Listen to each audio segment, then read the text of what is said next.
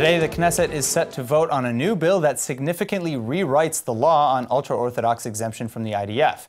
In the past, members of this community were not required to enlist into the army on religious grounds, but this exemption was struck down by the courts last year, forcing the government to reach a new compromise, a compromise that's being put to the test in today's crucial first vote. The new bill would still allow the ultra-Orthodox to largely evade the mandatory draft into the IDF, but would require a yearly quota from this community to enlist. For example, if the bill were to become law this year, roughly 4,000 ultra-Orthodox would be legally required to enlist, a number that would slowly increase over the next several years. If the community fails to meet this quota target by less than 95%, the government would punish the community in the form of economic sanctions against religious yeshivas or Jewish seminaries. The issue of ultra-Orthodox exemption from the army is easily one of the most divisive debates in modern Israeli history. The bill itself fully embodies that fissure. Ultra-Orthodox members of Prime Minister Netanyahu's coalition have already turned against their Knesset allies, saying that not a single Haredi should be required to enlist. Longtime Netanyahu opponents, however, now find themselves aligning with the Prime Minister's coalition, namely Yair Lapid's Yesh Atid party, hoping to find a compromise on this issue. Rumor is that Haredi parties will not topple the coalition as they've threatened to do in the past. But at the same time, Israeli media has already reported that talks are underway to set early elections if the first reading of this bill comes to pass. That means that all parties may be casting their votes today in anticipation of elections on the near horizon. Returning now to our studio with more on the Haredi enlistment legislation is Rabbi Dov Halbertal, who is the former head of the Office of the Chief Rabbi of Israel, and Rabbi Ariel Konstantin, the founding rabbi at the Tel Aviv International Synagogue. Thank you both so much for being here today. So to begin, I think we could agree that Israel deserves to be protected and needs to have an army. Do you agree with this? Absolutely. Absolutely. Okay, so what is the issue then with Haredi enlistment in the army? There are actually two big burdens here in Israel. The army, a very serious, risky, and sensitive on one hand. But on the other hand, you have another burden. The other burden is the spiritual one, meaning, as we saw it as Haredim, keeping the DNA of the Jewish nation. You need the yeshiva world to exist, as it is nowadays. Taking those to the army,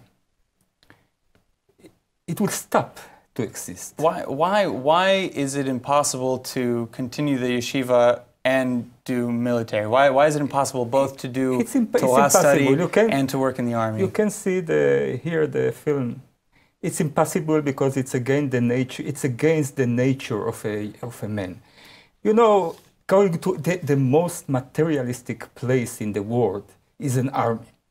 An army, you know, you become materialistic, you see everything, you know, that it's not. And so, coming out from such a spiritual world to a place materialistic like this, it will ruin you in one moment. Rabbi Konstantin, what's your reaction? I'm sorry, that absolutely has no bearing whatsoever. You have Hesder Yeshiva programs where students are fully ingrained in study of Torah and the highest level. You're saying that they're not engaged in the spirit. These are people engaged in the spirit. These are Talmidei Chachamim that come out of this, the Torah scholars, and they both serve in the army and they study Torah on the highest level, and there is no reason why this community cannot equally engage in Torah study and the spiritual elements and serve in the army. Further to that, from all history, we've always had the Jewish religious leaders who are the leaders of the army. Yoshua ben Nun, it says, Lech, you know, he was told to, B'char lanu anashim v'hilachem b'amalek machar. Go out, choose yourself some soldiers, and you go fight. Who was Yoshua ben Nun? The one who was given the rule, V'agita bo yomam v'layla. You shall study day and night. And yet he was the one personally out there fighting. The Maccabees, they were fighting. Okay, they were religious elites. You had David HaMelech, who was the head of the army. That's not an argument at all. I will tell you why. It's not an argument at all. Because in those days, historically you are right, but in those days, all the Jewish nation was religious.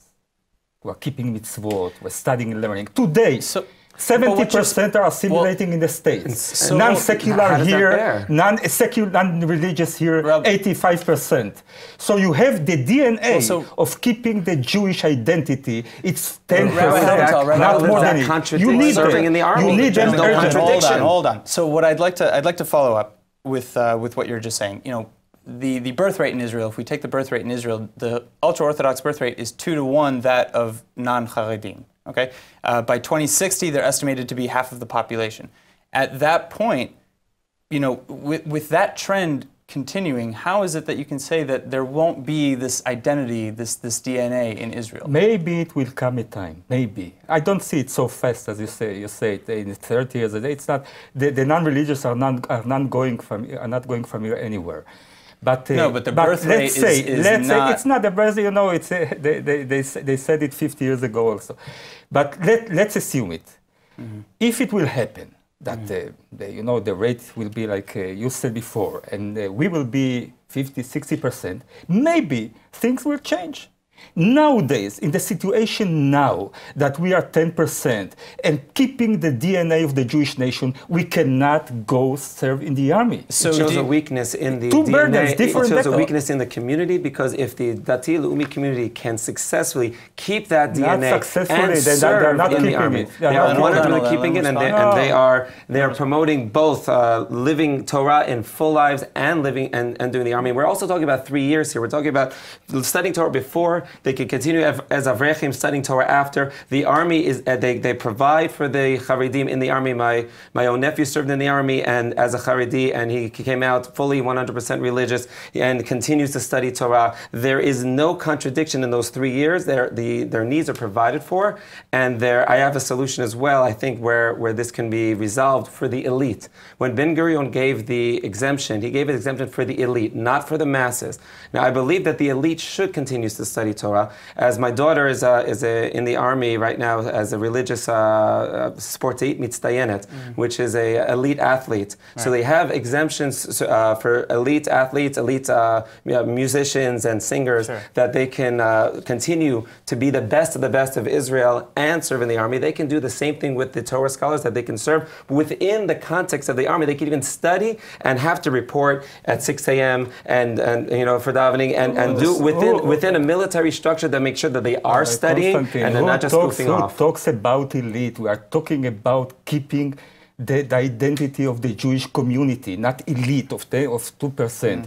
We want to keep the Jewish nation. Keeping the Jewish nation means that we need more and more yeshiva boys because don't not going to the army, because the secular don't maintain the Jewish nation. Zionists that are going to the army, they are not the same. So they're not maintaining the Jewish identity? Not maintaining. Wow. Unfortunately, this, as you can see, this conversation is as heated here as it probably is in the Knesset. Rabbis, thank you so much for coming in. Thank you.